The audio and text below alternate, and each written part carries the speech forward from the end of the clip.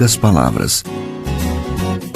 Um olhar sobre o mundo, a vida e a sociedade, à luz da Palavra de Deus, com Augustus Nicodemos. Estamos começando mais uma edição do nosso programa Em Poucas Palavras, pela boa graça, bondosa mão de Deus que nos permite estar aqui com você, neste programa que é da Primeira Igreja Presbiteriana de Goiânia, produzido aqui no Seminário Presbiteriano Brasil Central, apresentado por mim, Natson Matias. Agradeço sempre os alôs que vocês mandam para mim lá quando o pastor Augustus vai a alguma conferência. E é muita gente que diz assim, manda um abraço para o Natson, manda um abraço para o Natson. Recebo aqui então esse abraço com muito carinho, muito obrigado mesmo pela gentileza de cada irmão que lembra da gente. Pastor, como vai?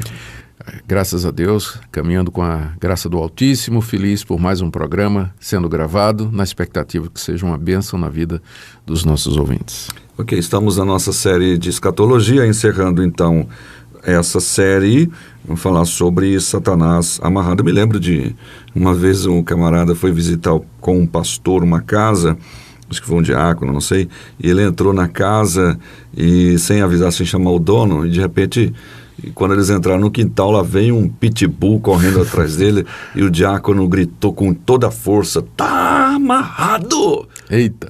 E o pastor disse, tá não, tá solto, corre! Então... O diácono era pentecostal e o pastor presbiteriano, não é certo? Tu dizes. Brincadeira, irmãos. Bom, então vamos lá a esse tema. Bem, nós falamos no programa anterior sobre milênio, não é? E falamos sobre as correntes com o comentário do pastor Augustus Nicodemos. Dá uma verificada no programa anterior. E lá foi citado a questão de Satanás estar amarrado. Pois bem, muitas pessoas usam essa expressão para, digamos assim, expulsar o diabo, né? Alguns dizem mesmo, está amarrado naquele momento, então Satanás fica amarrado. Vamos ouvir sobre isso com o pastor Augusto Nicodemos logo a seguir. Isso.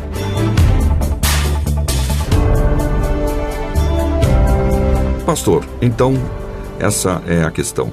Satanás está mesmo amarrado, ou nós o amarramos, ou ele será amarrado, enfim, esse é o tema que fica aí. Natson, a origem desse conceito de Satanás estar amarrado, ser amarrado ou ser amarrado, são algumas passagens do Novo Testamento, a começar por uma expressão de Jesus nos Evangelhos, por ocasião da blasfêmia que os fariseus disseram, né? A blasfêmia contra o Espírito Santo.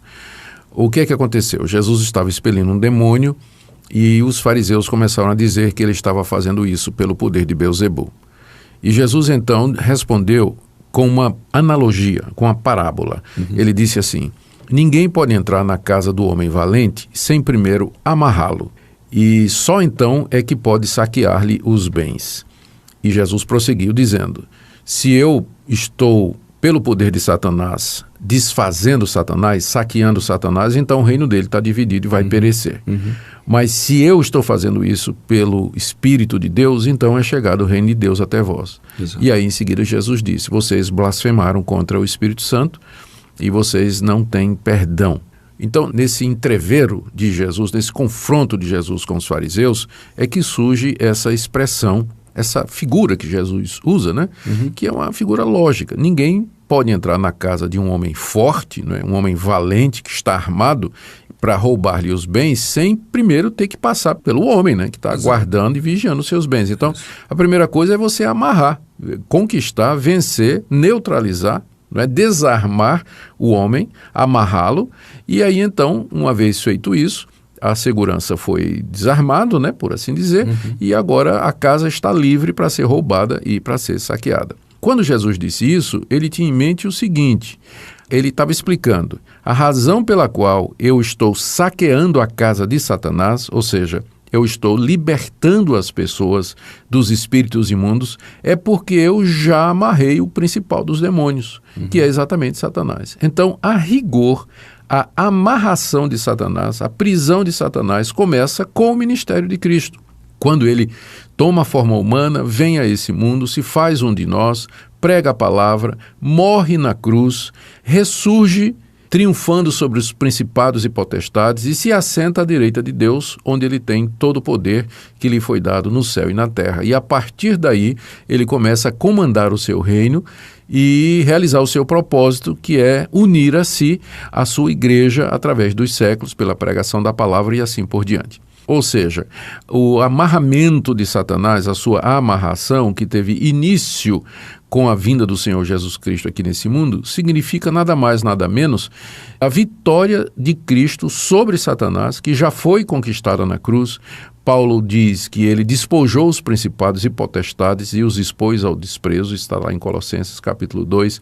O autor da carta aos Hebreus diz que Cristo, pela morte, destruiu aquele que tem o poder da morte, que é Satanás. Nós já vimos que o Senhor Jesus Cristo disse que ele já amarrou o valente, por isso que ele estava saqueando a sua casa. O próprio Senhor Jesus Cristo disse lá no Evangelho de João que agora era chegada a hora em que o príncipe desse mundo será expulso, e ele estava se referindo à sua morte e à sua ressurreição.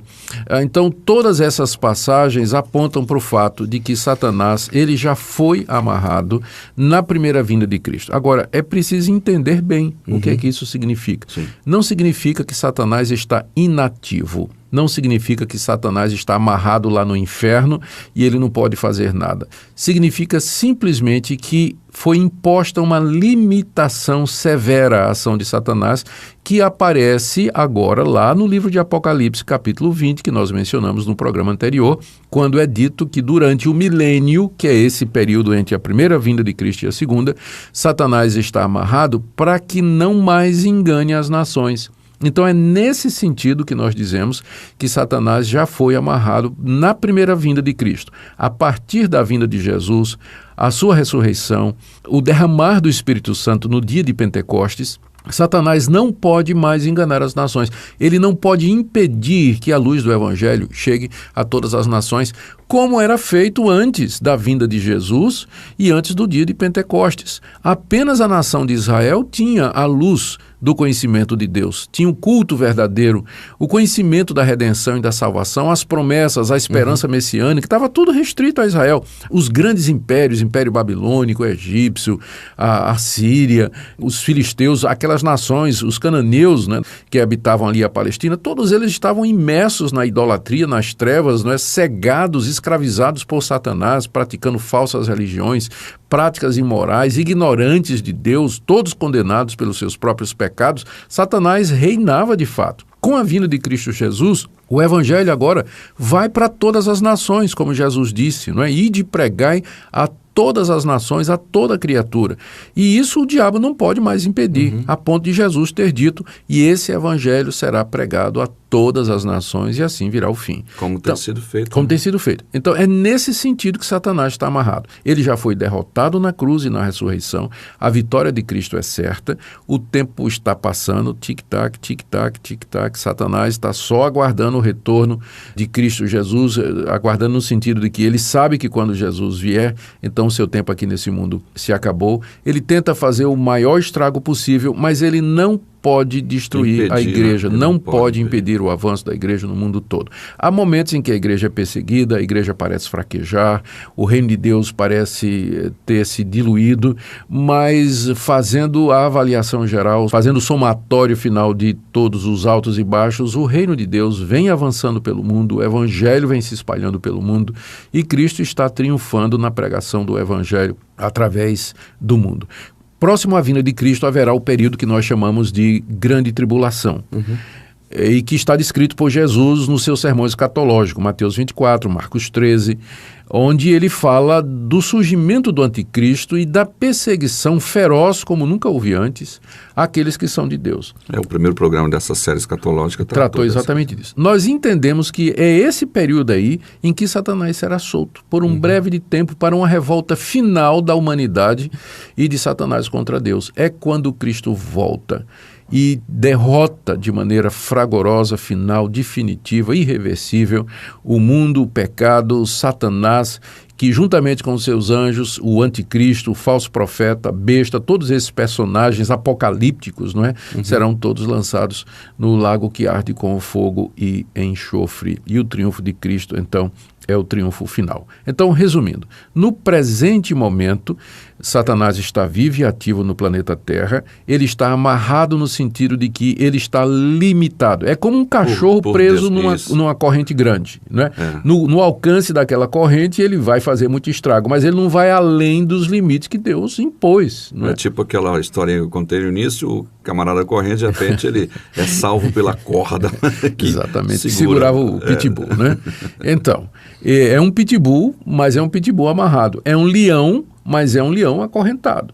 Então, ele está limitado pelo querer de Deus e pelo que Cristo disse. As portas do inferno não prevalecerão contra a minha igreja. Satanás não pode impedir o triunfo final. É nesse sentido que ele está limitado. Só é interessante o senhor falando sobre as portas do inferno não prevalecerão contra a igreja. Alguém pode dizer, poxa, mas tem igrejas aí que eu vejo fechando, na Europa está fechando igrejas, tem a ver com igreja local, pode até sofrer com isso, mas a igreja não é isso? A Igreja Universal não, a Igreja Universal é a igreja de Deus no mundo todo, né? Pode ser que na Europa a igreja esteja diminuindo e fraquejando, mas ela está florescendo em outras partes do mundo, né? No sul global, né? Em países como China, na Coreia, no próprio Brasil, né? A África, você vê o avanço e o progresso do Evangelho. Então, como eu disse, o somatório geral é de crescimento do cristianismo verdadeiro, bíblico, né, em todos os lugares. Agora, já houve épocas em que isso era mais pronunciado, não é? E houve épocas também em que isso diminuiu. Reforma Protestante, por exemplo, foi um período de grande florescimento do cristianismo na Europa. Os grandes avivamentos que marcaram a história dos Estados Unidos, mas também houve períodos de secura, de aridez espiritual na Europa, com a chegada do racionalismo, liberalismo teológico, mas a somatória final é de uma curva ascendente, o evangelho sendo anunciado no meio de muita perseguição, muito sofrimento, mas o triunfo final do reino está garantido. É nesse sentido que Satanás está amarrado, ele não pode impedir o triunfo final. Então, quando alguém diz assim, está amarrado, se estiver reconhecendo que ele está amarrado, está legal. Está certo. O problema é quando ele diz, eu estou amarrando você agora. Né? Não tem base bíblica isso, de um crente individual chegar a demônios e querer amarrá-los, porque isso é dito do que Cristo fez com relação a Satanás quando ele veio a primeira vez. Agora, nós podemos, claro, né, expelir demônios em nome de Jesus Cristo, nós podemos resistir ao diabo, a promessa é que ele vai fugir de nós, podemos orar a Deus que ele nos livre dos mensageiros de Satanás, pode ser que Deus responda como respondeu a Paulo, né? Minha graça te basta, né? Mas nós podemos fazer isso. Nós estamos numa guerra espiritual, embora com o inimigo já vencido, mas é uma guerra. Por isso a gente tem que se vestir da armadura de Deus e enfrentar os principados e potestades em nome de Jesus. Amém. O pastor falou sobre a blasfêmia contra o Espírito Santo, fazendo aquela alusão ao diálogo de Jesus com os fariseus. Sim. Se você quiser saber mais, querido ouvinte, sobre isso, procure o programa de número 105, que fala exatamente sobre aquele evento dedicado àquele momento especificamente. Pastor? Muito obrigado pela sua audiência, querido ouvinte. Até o próximo programa. E aqui a gente encerra, então, a 4ª temporada do programa Em Poucas Palavras e voltaremos logo em breve com novas séries e começando com os ditos difíceis de Jesus. Aguarde aí, tenha paciência. Até lá, querido ouvinte. O Seminário Presbiteriano Brasil Central, através do Sistema de Ensino à Distância, disponibiliza cursos de capacitação e treinamento de liderança para o fortalecimento de igrejas locais. São cursos muito práticos, totalmente feitos por meio da internet, com videoaulas de qualidade para atender às necessidades da liderança de sua igreja. Mais informações no site www.spbc.org.br/EAD.